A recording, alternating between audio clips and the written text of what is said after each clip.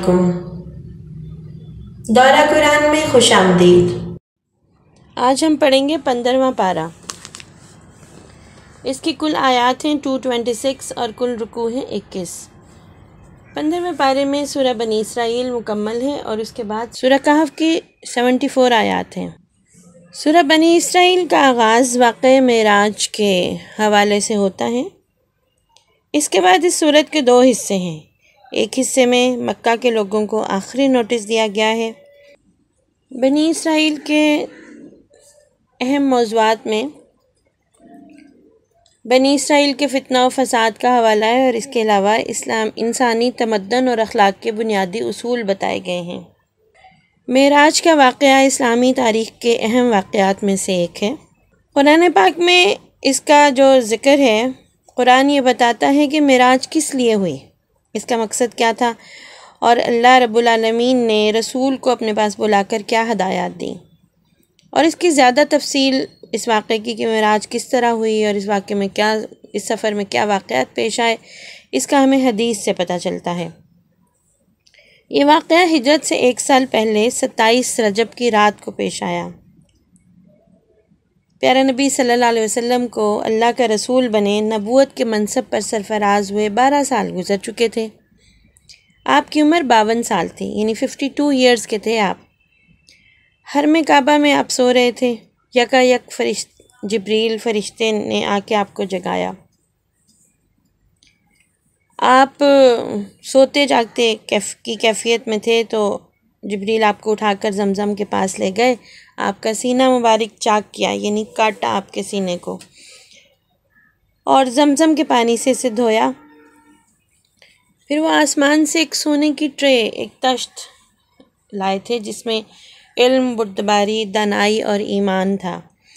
आपने हज़रत जिब्रील ने आपके सीने को इल्म, बुर्दबारी, दानाई कहते हैं अक्लमंदी और समझदारी को, और ईमान से भर दिया। उसके बाद आपका सीना जो है वो सी दिया, उस पर कोई निशान भी नहीं पड़ा। देखिए, ये वो बातें हैं जिसका हम इंसान अपनी ज़ाहरी अक्ल से इसको समझ नहीं पाते, इसको मुअज्ज़ा कहते हैं। इसके बाद हज़रत जिब्रील ने आपकी सवारी के लिए एक जानवर पेश किया। इस जानवर का रंग सफ़ेद था और इसका कद खच्चर से कुछ छोटा था। ये रोशनी की रफ़्तार से चलता है। आप साइंस पढ़ते हैं जो बच्चे, उन्हें पता होगा कि रोशनी बहुत तेज़ रफ्तारी से सफ़र करती है। ऐसी चीज़ें जो आम ज़िंदगी में हम देखते हैं उनकी रफ़्तार तो बहुत कम होती है। तेज़ से तेज़ सवारी हमारे के सामने जहाज़ है, लेकिन रोशनी की रफ़्तार बहुत ज़्यादा होती है। इसी मुनासबत से उस जानवर का नाम जो था ना, बुर्राक था। पिछले पारों में हमने पढ़ा बर्क़, बिजली को कहते हैं। बिजली की रफ़्तार से सफ़र करने वाला जानवर बुर्राक।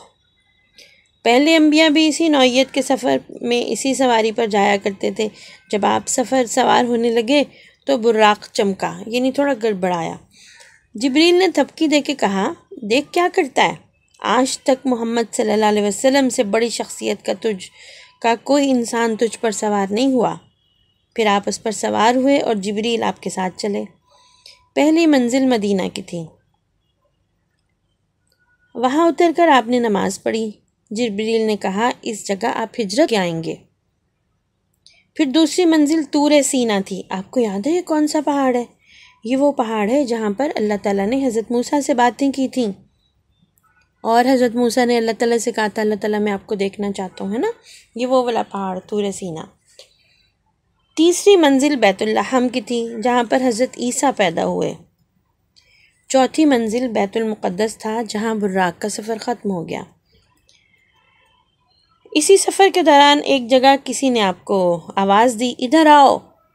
आप सल्लल्लाहु अलैहि वसल्लम ने उसकी तरफ तवज्जो नहीं दी। जिब्रील ने बताया कि ये यहूदियत की तरफ बुलाने वाला आदमी था। दूसरी तरफ से आवाज़ आई, इधर आओ। आपने उस तरफ भी तवज्जो नहीं दी। हज़रत जिब्रील ने बताया ये ईसाईयत की तरफ बुलाने वाला था। फिर ना एक औरत नज़र आई, बड़ी बनी संवरी। उसने अपनी तरफ बुलाया। आपने उससे नज़र फेर ली। जिब्रील ने बताया ये दुनिया थी। फिर एक बूढ़ी औरत सामने आई।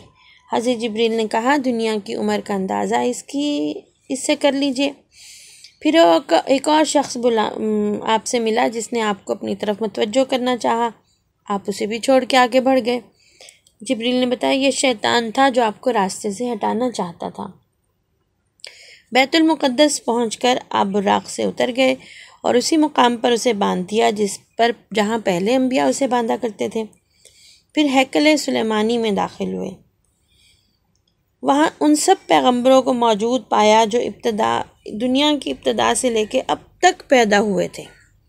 आपके पहुँचते ही सब ने नमाज के लिए सफ़ें बांध ली। सब मुंतज़िर थे कि इमामत के लिए कौन आगे बढ़ता है। जिब्रील अलैहिस्सलाम ने आपका हाथ पकड़ा और आगे बढ़ा दिया। फिर आपने उन सब अंबिया को नमाज पढ़ाई। फिर आपके सामने 3 प्याले पेश किए गए, एक में पानी, दूसरे में दूध, तीसरे में शराब थी। आपने दूध का प्याला उठा लिया। जिब्रील अलैहिस्सलाम ने मुबारकबाद दी कि आपने अच्छी चीज़ चूज़ की, ये ऐन फितरत है। इसके बाद एक सीढ़ी आपके सामने पेश की गई और जिब्रील अलैहिस्सलाम इसके ज़रिए से आपको आसमान की तरफ ले चले। अरबी ज़ुबान में सीढ़ी को मेराज कहते हैं। इसी मुनासबत से सारा वाक़या जो है वो मेराज के नाम से मशहूर हुआ। तो प्यारे साथियों, पहले आसमान पर पहुँचे तो दरवाज़ा बंद था। मुहाफ़िज़ फ़रिश्तों ने पूछा कौन आता है। जिब्रील अलैहिस्सलाम ने अपना नाम बताया तो उन्होंने पूछा आपके साथ और कौन है। जिब्रील ने बताया हज़रत मोहम्मद सल्लल्लाहु अलैहि वसल्लम। पूछा क्या उन्हें बुलाया गया है। हज़रत जिब्रील ने बताया हाँ जी बुलाया है। तब दरवाज़ा खुला और आपका पुरतपाक इतना गर्मजोश इस्तकबाल हुआ। यहाँ आपका तारुफ फ़रिश्तों और इंसानी अरवाह की उन बड़ी बड़ी अजीम हस्तियों से हुआ जो वहाँ पर रहती थीं। इनमें नुमायाँ शख्सियतें कैसे बुज़ुर्ग की थी जो इंसानी बनावट का मुकम्मल नमूना थे। चेहरे मोहरे और अपने फेस से, जिस्म की साख्त से, किसी पहलू से उनके अंदर कोई ऐसी ख़राबी वाली बात नहीं थी। बड़े खूबसूरत। हज़रत जिब्रील ने बताया ये आदम हैं, हज़रत आदम आपके बाप। इन बुज़ुर्ग के दाएं तरफ भी बहुत सारे लोग थे और बाएं तरफ भी बहुत सारे लोग। वो दाएं जानब देखते अपने राइट हैंड पे तो खुश हो जाते और बाईं तरफ देखते तो रोते। प्यारे नबी ने पूछा ये क्या माजरा है, ये क्या स्टोरी है। उन्हें बताया गया कि ये हज़रत आदम की औलाद है। हज़रत आदम अपनी औलाद के नेक लोगों को देखते हैं तो खुश होते हैं और लेफ़्ट साइड पे बुरे लोगों को देखते हैं तो रोते हैं। अब बताए तो ज़रा राइट साइड पे कौन था, नेक लोग ना। फिर आपने ना बड़ी डिटेल से आपने उस जगह को विज़िट किया। एक जगह आपने देखा कि कुछ लोग जो हैं वो खेती काटे जा रहे हैं, फसल काटे जा रहे हैं, जितनी काटे जा रहे हैं उतनी और बढ़ती जा रही है। आपने पूछा ये कौन लोग हैं। आपको बताया गया कि अल्लाह की राह में जिहाद करने वाले लोग हैं। प्यारे बच्चों, आपको क्या समझ में आया कि जिहाद करना गोया ऐसा है कि फसल काटे जाओ और नीचे से और उतनी ही ज़्यादा उगती जाए, यानी कभी नेकियां ख़त्म ही नहीं होंगी, उनका अजर कभी ख़त्म ही नहीं होगा जिन्होंने अल्लाह के रास्ते में जिहाद किया।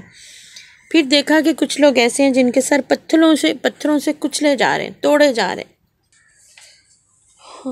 पूछा ये कौन लोग हैं। उन्हें बताया गया ये वो लोग हैं जिनको ना जो नमाज के लिए नहीं उठते थे। अल्लाह ताला माफ़ करे, नमाज के लिए जल्दी उठना चाहिए ना। यानी ये नहीं कहा कि वो पढ़ते ही नहीं थे, मतलब लेट करते जाते थे। अल्लाह ताला माफ़ करे, नमाज को उसके वक्त पर पढ़ना बहुत ज़्यादा ज़रूरी है। कुछ और लोग देखे जिनके कपड़े में आगे पीछे पैमद लगे हुए थे और वो जानवरों की तरह घास खा रहे थे। प्यारे नबी ने पूछा ये कौन लोग हैं। उन्हें बताया गया ये वो लोग हैं जो अपने माल से ना ज़कात और खैरात सदका कुछ नहीं देते थे, बस जमा कर करके रखते थे। फिर एक शख्स को देखा जो लकड़ियों का इकट्ठा जमा करके उन्हें उठाने की कोशिश करता है। जब उससे नहीं उठता तो उसमें और लकड़ियाँ डाल देता है। कितना बेवकूफ़ था। पूछा ये अहमक कौन है बेवकूफ़ जिसको ये नहीं पता कि भारी हो गया तो लकड़ियाँ निकालने की बजाय और डाले जा रहा है। तो आपको बताया गया कि वो शख्स है जिस पर अमानतों और ज़िम्मेदारियों का बोझ इतना था कि उठा नहीं सकता था, लेकिन उनको कम करने की बजाय और ज़्यादा अपने ऊपर ज़िम्मेदारियाँ डाले जाता था। फिर देखा कि कुछ लोगों की ज़ुबानें और होंठ कैंचियों से काटे जा रहे हैं। अस्तग़फिरुल्लाह। पूछा ये कौन लोग हैं? उनसे कहा गया कि ये ऐसे लोग हैं जो बोलने से पहले सोचते नहीं थे, अपनी ज़ुबान से ऐसे ही फितना फसाद लड़ाई झगड़ा बर्पा किए रखते थे। फिर एक और जगह देखा है कि एक पत्थर में ज़रा सा सुराख हुआ और उसमें से मोटा सारा बैल बाहर निकल आया।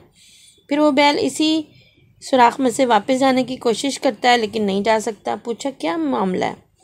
कहा इस शख्स की मिसाल है जो गैर जिम्मेदारी के साथ एक फितने वाली फसाद वाली लड़ाई झगड़े वाली बात करता है, फिर नादिम होकर उसकी तलाफ़ी करना चाहता है उसको, लेकिन वो हो नहीं सकती।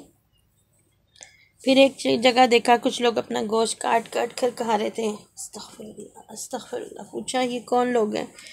कहा ये वो लोग हैं जो दूसरों को ताने दिया करते थे। उन्हीं के करीब कुछ और लोग थे जिनके नाखून तांबे के बने हुए थे और वो अपने मुंह और सीने नोच रहे थे। पूछा ये कौन है? उन्हें बताया गया ये वो लोग हैं जो लोगों के पीठ के पीछे उनकी बुराइयां करते थे, उनकी ग़िबतें करते थे, उनकी इज्जत पर हमला करते थे। अस्तग़फिरुल्लाह। देखिए बच्चों, मिराज के ज़रिए के वाक़े के ज़रिए हमें तफसील से क्यों बताया जा रहा है, और ये बातें आज हम रमज़ान के महीने में इस पारे के दौरान हम आपस में डिस्कस क्यों कर रहे हैं, ताकि हम इन चीज़ों से बच सकें। ताना देने से, ग़ीबत करने से, है ना। फिर कुछ और लोग देखे जिनके होंठ ऊँटों जैसे थे और वो आग खा रहे थे। पूछा ये कौन लोग हैं? उन्होंने कहा ये वो लोग हैं जो यतीमों का माल हज़म करते थे। फिर देखा कि कुछ लोग हैं जिनके पेट बेइंतहा बड़े और सांपों से भरे हुए हैं, आने जाने वाले उनको रोनते हुए गुजर रहे हैं मगर वो अपनी जगह से हिल भी नहीं सकते। प्यारे नबी ने पूछा ये कौन लोग हैं? उन्हें बताया गया ये वो लोग हैं जो सूद खाते थे। अल्लाह ताला ने तो सूद को हराम किया है ना। फिर कुछ और लोग नज़र आए जिनके एक जानिब अच्छा नफीस साफ़ सुथरा गोश्त रखा था और दूसरी जानिब सड़ा हुआ जिससे बू आ रही थी। वो अच्छा गोश्त छोड़कर सड़ा हुआ गोश्त खा रहे थे। पूछा गया ये कौन है? उन्होंने कहा ये वो मर्द और औरतें हैं जो अपने हलाल रिश्तों को छोड़कर हराम रिश्तों की तरफ, हराम दोस्तियों की तरफ जाते थे। फिर देखा कि कुछ औरतें ऐसी हैं जो अपने सीनों के बल लटक रही हैं। पूछा ये कौन है? वो हैं जो ये, अच्छा इसको काट। इसी दौरान नबी करीम सल्लल्लाहु अलैहि वसल्लम की मुलाकात एक फ़रिश्ते से हुई जो बहुत ज़्यादा जो है ना वो डरावना सा था और सख्ती से बोलता था। आपने जिब्रील से पूछा कि अब तक जितने फ़रिश्ते मिले हैं सब मुस्कुराते चेहरों के साथ और अच्छे तरीके से मिले हैं, ये जो फ़रिश्ता है इसके खुश्क मिजाजी का सबब क्या है? प्यारे नबी ने कहा, इसके प्यारे नबी को बताया गया कि इसके पास हंसी का क्या काम, ये तो दोज़ख का इंचार्ज है। ये सुनकर आपने दोज़ख देखने की ख्वाहिश जाहिर की। उसने यकायक आपकी नज़रों के सामने से एक पर्दा हटा दिया और दोज़ख अपनी खौफनाक दोज़ख जो थी वो आपके सामने आ गई। इस मरहले से गुज़र कर फिर आप दूसरे आसमान पर पहुँचे। यहाँ के लोगों में दो नौजवान सबसे अलग थलग नज़र आ रहे थे। तारुफ हुआ तो पता चला कि ये हज़रत याहिया और हज़रत ईसा हैं। तीसरे आसमान पर एक बुज़ुर्ग से आपकी मुलाकात हुई जिनका हुस्न जो था वो आम इंसानों के मुकाबले में ऐसे था जैसे कोई 14वीं का चाँद हो। तो आपने पूछा तो पता चला ये हज़रत यूसुफ़ अलैहिस्सलाम थे। बहुत खूबसूरत थे ना हज़रत यूसुफ़। चौथे आसमान पर आपकी मुलाकात हज़रत इदरीस, पाँचवें पे हज़रत हारून, छठे पे हज़रत मूसा से हुई। सातवें आसमान पर आप पहुँचे तो अज़ीमुश्शान महल आपने देखा। उसका नाम था बैतुल मामूर, जहाँ बेशुमार फरिश्ते आ जा रहे थे। आप वहाँ आस-पास आपकी मुलाकात एक ऐसे बुज़ुर्ग से हुई जो प्यारे नबी से बहुत ज़्यादा मिलते थे। जब तारुफ हुआ तो पता चला ये हज़रत इब्राहीम अलैहिस्सलाम हैं।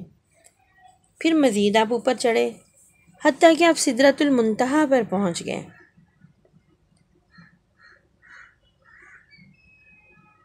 ये वो जगह है जहाँ पर किसी को आगे जाने की इजाज़त नहीं। नीचे से आने वाले यहाँ रुक जाते हैं और ऊपर से अहकामात और कानून लेकर जो लोग आते हैं वो भी इस जगह पर ऊपर से नीचे से आने वाले यहाँ रुक जाते हैं और ऊपर से अल्लाह ताला अपने अहकामात, अपने क़वानीन जो बराह रास्त यहाँ पर भेज देते हैं। इस जगह, इस मुकाम के करीब से आपको जन्नत का मुशाहिदा कराया गया। आपने देखा कि अल्लाह ताला ने अपने नेक बंदों के लिए जो कुछ वहाँ पर जन्नत के लिए प्रोवाइड किया हुआ है, वो आज तक किसी आँख ने नहीं देखा, कोई इंसान उसका तसव्वुर नहीं कर सकता, किसी कान ने ऐसी बातें सुनी नहीं होंगी। जैसी खूबसूरत जन्नत थी। सिदरातुल मुंतहा पर हज़रत जिब्रील ठहर गए और वहाँ पर से आगे आप अकेले गए। एक बुलंद हमवार सतह पर पहुँचे तो अल्लाह से हम कलाम हुए, अल्लाह से बातें की। जो बातें आपने इरशाद की, जो बातें वहाँ पर हुई, उनका लुब्बे लुबाब क्या था। वहाँ पर 5 नमाज़ें फ़र्ज़ हुई। सूरह बकरा की आखिरी 2 आयत आपको दी गई, वहाँ सिखाई गई आपको। शिर्क के सिवा बाकी तमाम गुनाहों की बख्शिश का इम्कान अल्लाह ताला ने ज़ाहिर किया। फिर अल्लाह ताला ने बताया कि जो शख्स नेकी का इरादा करता है उसके हक़ में एक नेकी लिख दी जाती है। जो शख्स नेकी का इरादा करता है उसके हक़ में एक नेकी लिख दी जाती है और जब वो उस पर अमल करता है तो 10 नेकियां लिखी जाती हैं। देखिए अल्लाह ताला कितने अच्छे हैं। और जो बुराई का इरादा करता है, बुराई पे अमल नहीं कर लेता ना, जब वो अमल कर लेता है ना तो फिर एक गुनाह लिखा जाता है। फिर प्यार नबी वापस उतरे तो हज़रत मूसा से मुलाकात हुई और उन्होंने रुदात सुनी के ऊपर क्या हुआ। सिदरतुल मुंतहा से आगे जब आप गए तो प्यार नबी ने बताया कि ये बातें अल्लाह ताला ने मुझे बताई हैं। तो रुदात सुन के हज़रत मूसा ने कहा कि मैं बनी इसराइल का नबी था और मुझे बहुत तल्ख़ तजर्बा है, तो मेरा ख़्याल है कि आपकी उम्मत जो है 50 नमाज़ों की पाबंदी नहीं कर सकती। तो आप वापस जाएं और अल्लाह से दरख्वास्त करें कुछ कम कर दे। आप वापस गए, अल्लाह ताला ने 10 नमाज़ें कम कर दी। फिर हज़रत मूसा ने वही बात की। फिर आप वापस गए तो फिर 10 और कम कर दी। हर बार 10 कम कर देते अल्लाह ताला। हज़रत मूसा वापस भेजते कि जाओ अभी भी ज़्यादा है। जब 5 नमाज़ों की फ़र्ज़ियत का हुक्म हुआ तो बताया गया कि आपकी उम्मत को ना 5 नमाज़ें पढ़ने पे ना 50 का अजर मिलेगा। तो फिर आप जो हैं वो वापस उसी सीढ़ी से बैतुल मुक़द्दस में वापस आए। यहाँ पर फिर तमाम पैगम्बर मौजूद थे, आपने उन्हें नमाज़ पढ़ाई। ये ग़ालिबन फ़जर की नमाज़ थी। फिर बुराक़ पर सवार हुए और मक्का वापस पहुँच गए। सुबह सबसे पहले आपने ये रुदात अपनी चचाज़ाद बहन हज़रत उम्मे हानी को सुनाई। फिर जब बाहर निकलने का इरादा किया तो उम्मे हानी ने ना आपकी चादर पकड़ ली और कहा कि अल्लाह का वास्ता ये बातें ना लोगों का ना बताइएगा, लोग तो आपका मजाक उड़ाएंगे। उनके हाथ में एक और शोशा लग जाएगा। तो आप ये कहते हुए बाहर निकल गए कि नहीं, मैं तो ये बात ज़रूर बताऊँगा। आप हर में काबा में पहुँचे तो अबू जेल से आमना सामना हुआ। उसने कहा कोई ताज़ा ख़बर? प्यार नबी ने कहा हाँ है। उसने पूछा क्या? आपने फरमाया कि मैं आज रात बैतुल मुक़द्दस क्या था। जिब्रील, उसने मजाक उड़ाया, बैतुल मुक़द्दस रातों रात हो आए और सुबह यहाँ मौजूद? प्यार नबी ने कहा हाँ। अबू जहल ने कहा कि अच्छा मैं सारी कौम को जमा करूँ, सबके सामने ये बात कहोगे? प्यार नबी ने कहा कि हाँ सबको जमा करो। सब आए। प्यार नबी ने पूरा किस्सा बयान कर दिया। लोगों ने मजाक उड़ाना शुरू किया। लो 2 महीने का सफ़र एक रात में, हम तो पहले ही कहते थे ये शख्स पागल है, दीवाना है। आनन फानन बच्चों ये खबर सारे मक्का में फैल गई। बहुत सारे मुसलमान इसे सुनकर बस इस्लाम से फिरने वाले ही हो गए। और लोग ना इस उम्मीद पर हज़रत अबू बकर के पास पहुँचे कि बस अब तो हज़रत अबू बकर भी ना आज की ये बात सुनने की देर है, वो भी इस्लाम छोड़ देंगे। जब हज़रत अबू बकर ने ये बात सुनी तो उन्होंने पूछा क्या वाकई प्यार नबी सल्लल्लाहु अलैहि वसल्लम ने, हज़रत मोहम्मद सल्लल्लाहु अलैहि वसल्लम ने ये वाक़या बयान किया? तो लोगों ने कहा हाँ बिल्कुल उन्होंने किया। हज़रत अबू बकर बोले अगर उन्होंने ये बात कही है ना तो बिल्कुल सच है, और इसमें हैरानी की क्या बात है? मैं तो रोज़ सुनता हूँ आसमान से उनके पास पैगाम आता है और मैं उसकी तस्दीक करता हूँ, तो मैं इस बात की भी तस्दीक करता हूँ, ये भी सच्ची बात। फिर हज़रत अबू बकर काबा में तशरीफ़ लाए, रसूलुल्लाह मौजूद थे और वो लोग भी जो आपका मजाक उड़ा रहे थे। प्यार नबी से उन्होंने पूछा, हज़रत अबू बकर सिद्दीक़ ने, कि आपने ऐसा कहा है? प्यार नबी ने कहा हाँ मैंने ऐसे कहा है। अबू बकर सिद्दीक़ कहने लगे, हज़रत अबू बकर सिद्दीक़ कहने लगे कि बैतुल मुक़द्दस मेरा देखा हुआ है, आप वहाँ का नक्शा बयान करें। अब लोगों को पता था कि प्यारे नबी बैतुल मुक़द्दस कभी नहीं गए। प्यारे नबी सल्लल्लाहु अलैहि वसल्लम ने बताना शुरू किया तो हज़रत अबू बकर की इस तदबीर से वो लोग जो उनको झूठा बता रहे थे उनकी तो फूंक ही निकल गई। वहाँ बहुत सारे ऐसे लोग थे जो ख़ुद तिजारत के सिलसिले में बैतुल मुक़द्दस जाते थे। जब प्यारे नबी ने बताया तो वो लोग भी कायल हो गए। तो आप फरमाते जाते कि मैं फ़लाँ जगह से गुज़रा, तो वो लोग भी इसकी तस्दीक करते। फिर ना ऐसा हुआ कि कुछ लोग वहाँ पर, फिर प्यारे नबी सल्लल्लाहु अलैहि वसल्लम ने ये बात भी बताई कि फ़लाँ मुकाम पर तिजारती काफ़िले जा रहे थे, फ़लाँ शख्स का कबील काफ़िला था, फ़लाँ शख्स का काफ़िला था, और उनकी थोड़ी सी और बातें भी बताई। इससे लोगों की ज़ुबानें बंद हो गई, लेकिन वो हैरान थे कि ये सब कैसे हुआ। अगर वो इस बात पर यकीन कर लेते कि आप सल्लल्लाहु अलैहि वसल्लम अल्लाह के नबी हैं, वो काफिर थे ना, और वो हर बात सच्ची करते हैं, अल्लाह के हुक्म से करते हैं। जो रब अपना पैगाम वही के ज़रिए हज़रत जिब्रील के ज़रिए आप तक पहुंचा सकता है, वो हज़रत जिब्रील के ज़रिए आपको आसमान पर भी बुला सकता है। तो इसमें कोई परेशानी और हैरानी की बात ही नहीं थी। ये वो वक्त था ना प्यारे बच्चों, जब आपको तबलीग करते हुए अपना मिशन जारी कर रखे हुए 12 साल गुजर गए थे, और तकरीबन मक्का के इर्द गिर्द के सारे लोग आपको जानते थे, और आप पर अक्सरियत ईमान नहीं लाई थी। अब ये वो वक्त था जब अल्लाह का हुक्म आने वाला था कि आप मक्का की सरज़मीन को, जहाँ लोग आपको झुठला रहे हैं, छोड़कर मदीना की तरफ मुंतकिल हो जाए, जहाँ अल्लाह ताला ने आपकी कामयाबी के लिए एक ज़मीन हमवार कर रखी है। इस मरहले पर आपका मिशन फैलने वाला था, सिर्फ हिजाज़ और अरब में नहीं बल्कि इर्द गिर्द की कौमों से भी आपका वास्ता पड़ने वाला था। इस्लाम की तहरीक एक मुकम्मल स्टेट में बदलने वाली थी, इसलिए कि अहम मौके पर अल्लाह ताला ने आपको नई हदायत देने के लिए और आपके मिशन को मजबूत करने के लिए अपने हुजूर बादशाह कायनात ने अपने हुजूर आपको बुलाया था। इसी पेशी का, इस हुजूरी का नाम मेराज है। ये आलम बाला के एक हैरत अंगेज़ सफ़र है जो भला हिजरत के कितने साल पहले पेश आया? 1 साल पहले।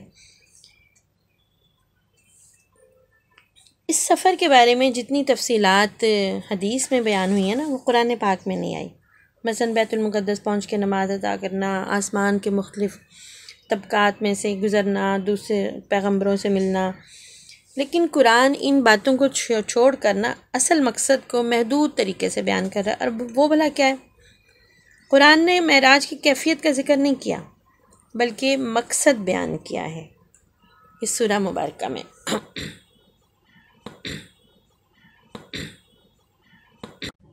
इसी मकसद को सूरह बनी इसराइल में तफसील से बयान किया गया है। सूरह बनी इसराइल के 2 हिस्से हैं। एक हिस्से में मक्का के लोगों को आखिरी नोटिस दिया गया है, काफिरों को, कि अगर तुम्हारी सख्तियों की वजह से अल्लाह का रसूल मक्का से निकलने पर मजबूर हुआ तो तुम लोग भी मक्का में चंद साल से ज़्यादा नहीं रहने वाले।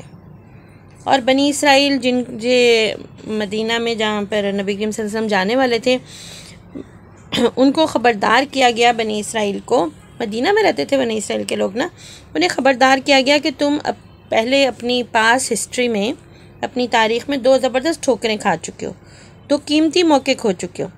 पहले मौके पर बनी इसराइल ने हज़रत शुएब अलैहिस्सलाम को तकलीफ़ पहुँचाई, जिसकी वजह से बख्त नसर नाम का एक बादशाह था, उनको अल्लाह ने बनी इसराइल पर मुसल्लत कर दिया। और दूसरी बार जब बनी इसराइल ने हज़रत ज़करिया और हज़रत याहिया अलैहिस्सलाम को शहीद कर दिया तो बाबल का बादशाह अल्लाह ने उनके सर पे मुसल्लत कर दिया सज़ा के तौर पर। अब तीसरा और आखिरी मौका उन्हें मिलने वाला था मदीना में, और उसके बारे में उन्हें अल्लाह ताला ख़बरदार कर रहे हैं कि अगर तुम यहाँ पर भी ईमान नहीं लाते ना, तो इसके बाद तो तुम्हारी हिस्ट्री ख़त्म। सूरह बनी इसराइल के दूसरे हिस्से में अल्लाह ताला ने वो उसूल बताए हैं जिन पर इंसानी तमद्दुन, इंसान के आदाब व अखलाक की तामीर होनी चाहिए। वो उसूल 14 हैं। पहली बात ये बताई कि सिर्फ़ अल्लाह की बंदगी की जाए, इक़्तिदार इस कायनात का अल्लाह के पास है, उसमें कोई और शरीक नहीं हो सकता, और उसकी शिरकत तस्लीम नहीं ना की जाए। और इंसानी ज़िंदगी में ख़ानदान की अहमियत, नंबर 2 बात यह है कि इंसानी ज़िंदगी में ख़ानदान सबसे अहम है। औलाद जो है वो वालिदैन की फरमाबरदार हो और रिश्तेदार एक दूसरे के हमदर्द और मददगार हों।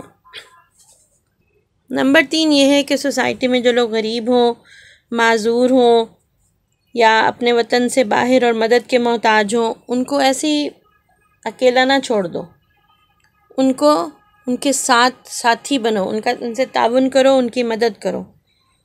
चौथी बात ये बताई कि दौलत को फजूल ज़ाया ना करो। जो मालदार अपने रुपए पैसे को, अपनी दौलत को बुरे तरीके से खर्च करते हैं वो शैतान के भाई हैं। फिर ये उसूल दिया कि 5वीं बात ये है कि उसूल ये दिया कि ख़र्च को ना इत्तदाल पे रखो, बैलेंस होके ख़र्च करो, ना बहुत ज़्यादा कंजूसी करो और ना ही फजूल खर्ची। फिर छठी बात ये बताई कि रिस्क की तकसीम जो है ना वो अल्लाह ताला के हाथ में है। इंसान अपने तरीक़ों से, अपने नकली और जाली तरीक़ों से इसमें खलल ना डाले। खुदा अपने इंतज़ाम के मामलात को ज़्यादा अच्छा जानता है।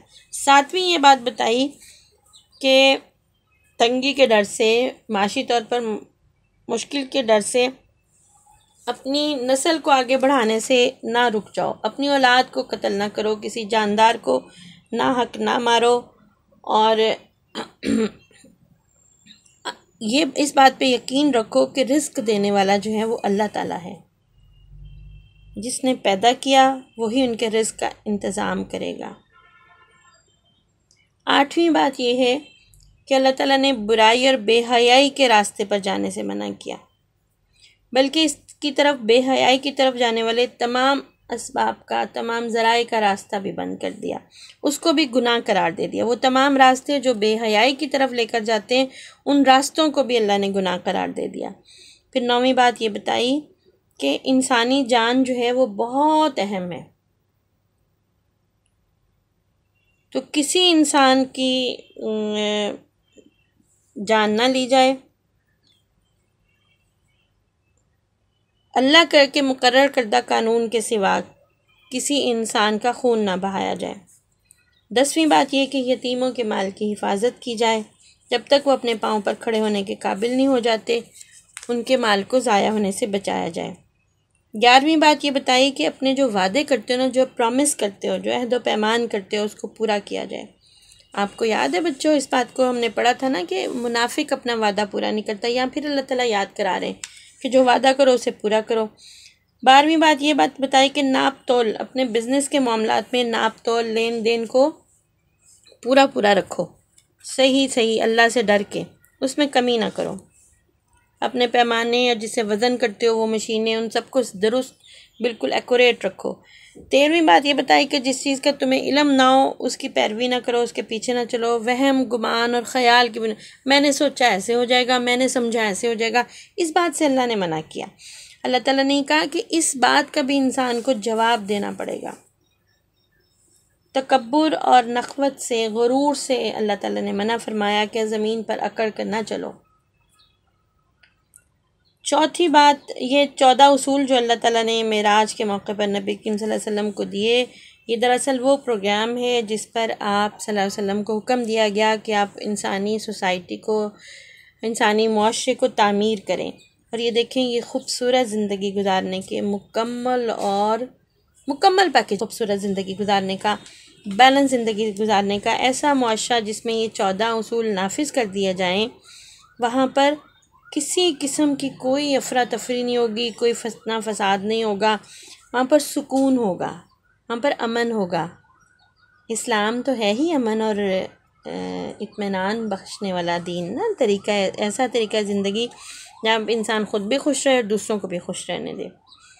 और फिर अल्लाह ताला ने देखें इन 14 नुकात को जहन में ताज़ा करने के लिए जो 5 वक्त की नमाज़ फ़र्ज़ की मेराज के मौके पर, वो इसीलिए कि इंसान के जहन में 5 वक्त ये बात ताज़ा होती रहे कि वो ख़ुद मुख्तार नहीं है, अपनी मर्ज़ी का मालिक नहीं है, बल्कि उसका एक हाकिम है, हाकिम आला अल्लाह रब्बुल आलमीन, जिसने उसे ज़िंदगी गुजारने का एक तरीका सिखाया और जिसके पास जाकर उसने अपनी ज़िंदगी का हिसाब देना है।